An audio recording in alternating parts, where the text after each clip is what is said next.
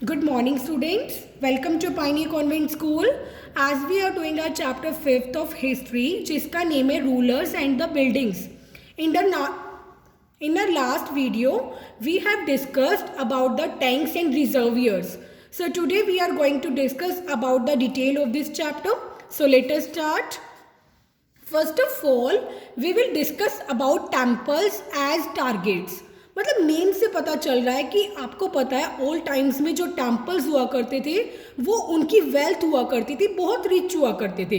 तो वो रूलर्स के टेम्पल्स कैसे टारगेट्स बने फॉरेनर्स के लिए जो इन्वेड करते थे इंडिया पे, उन्होंने कैसे अपना टारगेट बनाया उन टेम्पल्स को. So let us start. Temples constructed by the rulers. Temples कौन कंस्ट्रक्ट करता था? आपको पता है रूलर्स कंस्ट्रक्ट करते थे. किस लिए? To demonstrate their devotion. Demonstrate मतलब दिखाने के लिए. क्या? डिवोशन, अपनी भक्ति दिखाने के लिए. टू डिटीज, अपनी गॉड के लिए भक्ति दिखाने के लिए. And display the prosperity of their empire. और वो टेम्पल्स को इसलिए भी कंस्ट्रक्ट करते थे ताकि वो अपनी एम्पायर की सक्सेस को भी लोगों के बीच में डिस्प्ले कर सके.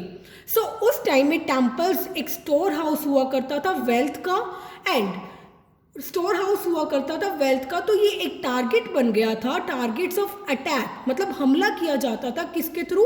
Bye invaders. इन्वेडर्स वही पर्सन होते हैं जो टेम्पल्स पे अटैक करते हैं. सो हम डिस्कस करने जा रहे हैं कौन कौन से पर्सन ने अटैक किया. First one is Sena two. Sena two कौन था? He was the ruler of Sri Lanka. वो श्रीलंका का रूलर था और उन्होंने क्या किया? Invaded the Pandyan capital of Madurai. जो पांड्यान कैपिटल थी मदुराई की, उसको इन्वेड किया, उस पर अटैक करके उसको लूटा. किस लिए लूटा? To avenge their defeat in the 9th century by the Pandyan ruler Srimara Srivallabha. उन्होंने अवेंज का मतलब होता है रिवेंज लेना, बदला लेना.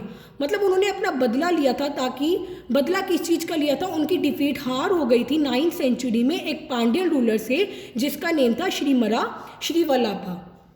And he tried to retrieve the valuable that had been taken away by the monasteries. और ही यहाँ पर सेनाटू की बात हो रही है. उन्होंने रिट्राइव किया था, रिकवर करने की कोशिश की थी जितनी भी उनकी वैल्यूएबल थिंग्स थी जो कि मोनेस्ट्रीज अपने साथ ले गए थे जब वो डिफीट हो गए थे. Particularly A statue of Buddha. Particularly एक स्टैचू था बुद्धा का जो कि गोल्ड से बना हुआ था. तो इन सब को उन्होंने रिट्राइव करने की कोशिश की थी. Now second is Shiva temple. Shiva temple किसने बनाया था? चोला किंग ने. और चोला किंग मैंने आपको लास्ट चैप्टर में बताया था न्यू किंग्स एंड किंगडम में. Rajendra one was the Chola king. तो उन्होंने शिवा टेम्पल को बिल्ड किया था. And Shiva temple was replete with valuable seized from rulers whom he had defeated. Replete का मतलब होता है जब कोई चीज़ लोड हो जाती है. वैल्यूएबल सीज्ड मतलब वैल्यूएबल थिंग्स से लोड हुई थी. कैसे हुई थी? उसने कुछ रूलर्स को डिफीट किया था और उस रूलर से उन्होंने वैल्यूएबल थिंग्स को अपने टेम्पल में सीज कर लिया था. Then third one is Mahmud Ghazni. उन्होंने इंडिया पे इन्वेड किया था. कितने times? 17 times. He attack and looted temples. उन्होंने टेम्पल्स पे अटैक किया था और उनको लूटा था. Which were known for their wealth. और वो टेम्पल्स उन रूलर्स के वेल्थ के नेम से जाने जाते थे. Took away enormous wealth. और अपने साथ अनॉर्मस वेल्थ लेके चला गया था महमूद गजनी. अनॉर्मस का मतलब होता है लार्ज क्वांटिटी में. और जिसके जितनी वेल्थ उसने अपने साथ लेके गया था, much of which he use to fight his wars. और मतलब उसमें से जितनी भी वो कैपिटल लूट के लेके गया था उसने ऑलमोस्ट अपनी यूज़ कर ली थी उस कैपिटल को. किस लिए? फाइट के लिए, वार्स में. So this is about temples and targets. Now we will discuss about architectures under the Mughals. Architectures आपको पता है बिल्डिंग स्ट्रक्चर्स. और मुगल्स के अंडर में कौन कौन से आर्किटेक्चर थे उसके बारे में डिस्कस करेंगे अब हम. Mughal emperors gave a new impetus to architecture. Mughal emperors हमने मुगल एम्पायर वाले चैप्टर में डिस्कस किया था कौन कौन से मुगल एम्परर्स आए थे. तो उन्होंने आर्किटेक्चर को एक नई प्रेरणा दी थी. ऑल द मुगल रूलर्स, जितने भी मुगल रूलर्स थे एक्सेप्शन ऑफ औरंगजेब, मतलब औरंगजेब को छोड़कर, वर पैट्रन्स ऑफ आर्ट एंड आर्किटेक्चर. वो एक प्रोटेक्टर थे. पैट्रन्स का मतलब होता है प्रोटेक्ट करते थे अपने आर्ट और आर्किटेक्चर को. अब हम कुछ मेन फीचर्स देखेंगे मुगल आर्किटेक्चर के, कौन कौन से थे, like domes, minarettes with cupolas at four corners, huge gateways, lovely gardens influenced by Central Asian concept. Domes का मतलब आपको पता है जो राउंडेड रूफ होती है बिल्डिंग की, और minarettes क्या होता है, एक टॉल और थिन टॉवर होता है, as we can see in this picture.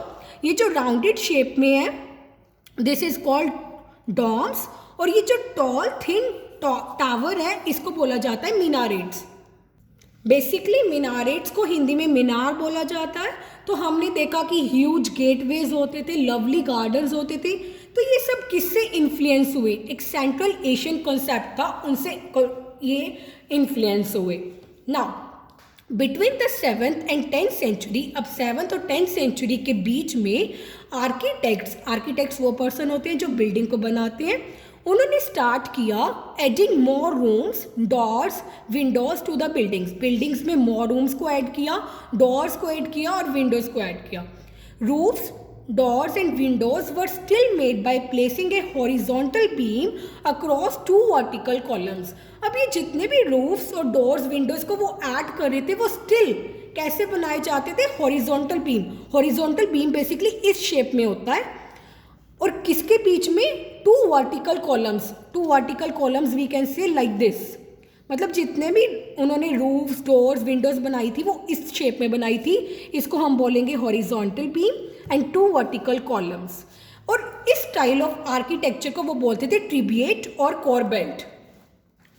Let me show you with this picture. मतलब ये तो हम देख रहे हैं ताजमहल है, रेड फोर्ट है, लेकिन अगर हम बिल्डिंग की बात करें तो वो इस तरह से बनाते थे, that is horizontal beam and vertical column. तो इसी तरह से बिल्डिंग्स में मोर रूम्स और डोर्स और विंडोज को ऐड किए गए, और इस आर्किटेक्चर स्टाइल को बोलते थे ट्रिब्यूट और Corbett. Now this tribute style was used in the construction of temples. और वो टेम्पल्स की कंस्ट्रक्शन में भी यूज़ किया गया, मॉस्क में भी यूज़ किया गया, टॉम्ब्स में भी यूज़ किया गया, और बिल्डिंग्स में भी यूज़ किया गया. यानी कि ये सब किससे अटैच थे, लार्ज स्टेप्ड वेल से अटैच थे. और कब किया गया, 8th और 13th सेंचुरी के बिटवीन में.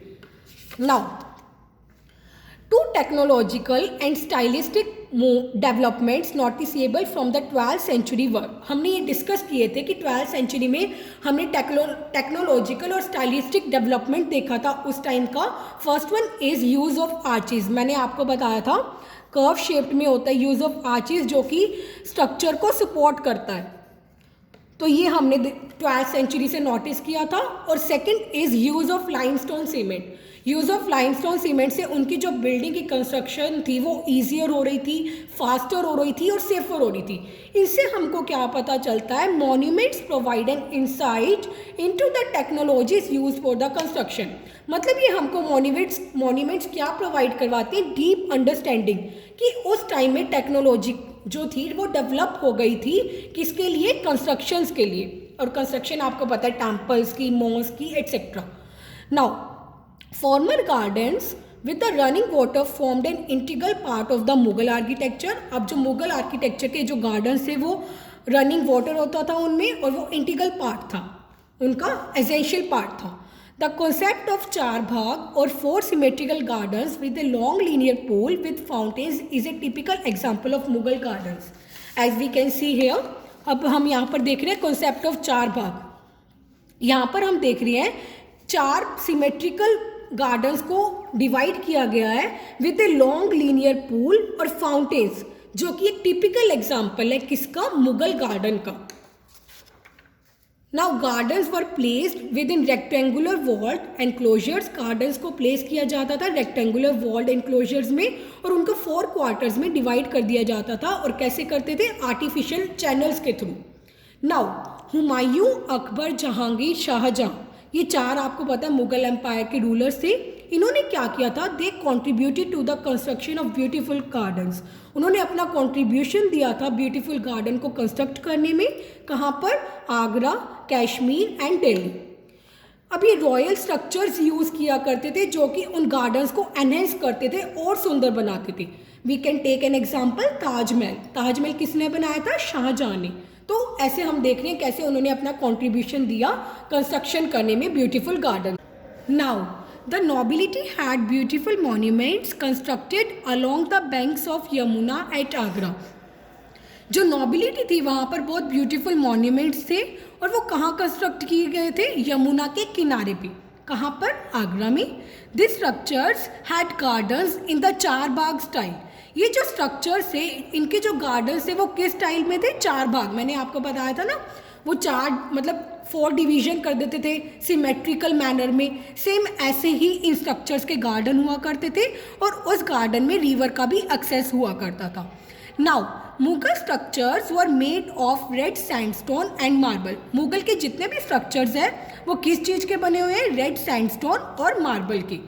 Humayun's tomb in Delhi gives us a good glimpse of Mughal architecture with a huge tomb and gateway placed in the center of a garden. जो हुमायूं टॉम्ब है दिल्ली में, वो हमको good glimpse, good image provide करवाता है, मतलब यादें दिलाता है किसकी? मुगल आर्किटेक्चर की, जिसमें एक ह्यूज डोम है. डोम मैंने आपको बताया था जो इस शेप में होता है और वहाँ पर ब्यूटीफुल गेटवेज है और वो गेटवेज कहाँ पर है? गार्डन के सेंटर में.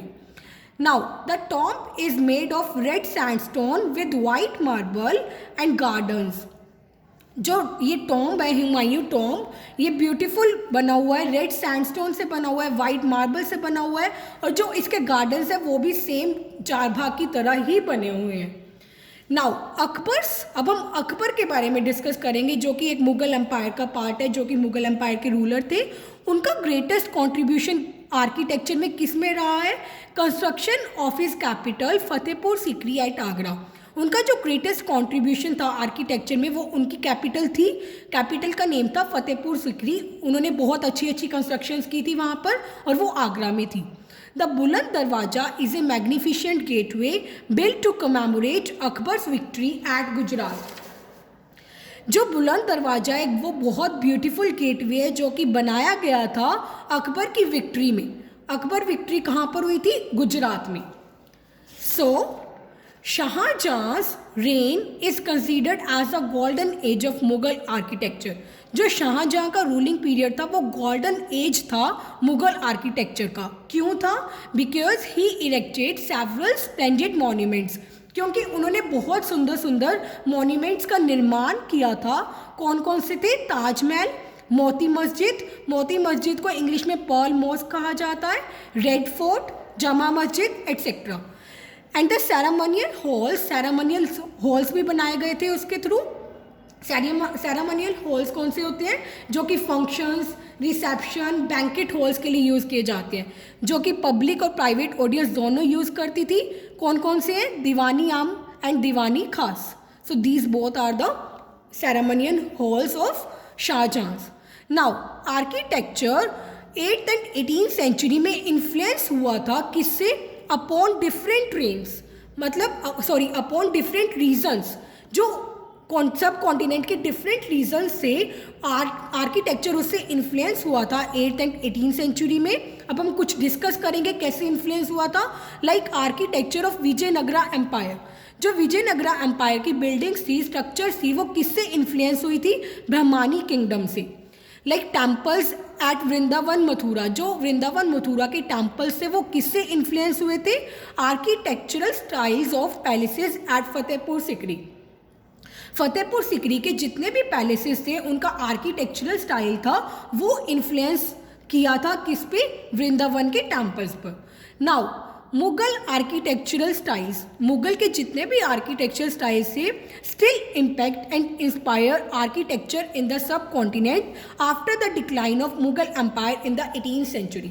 मुगल एम्पायर का डिक्लाइनिंग पीरियड 18th सेंचुरी में हो गया था. उसके बाद में जो मुगल आर्किटेक्चरल स्टाइल है वो स्टिल इम्पैक्ट करते हैं, इंस्पायर करते हैं सब कॉन्टिनेंट में. So here our chapter is completed. Please watch my video carefully. If you have any problem, then you can call me in the evening. Have a nice day.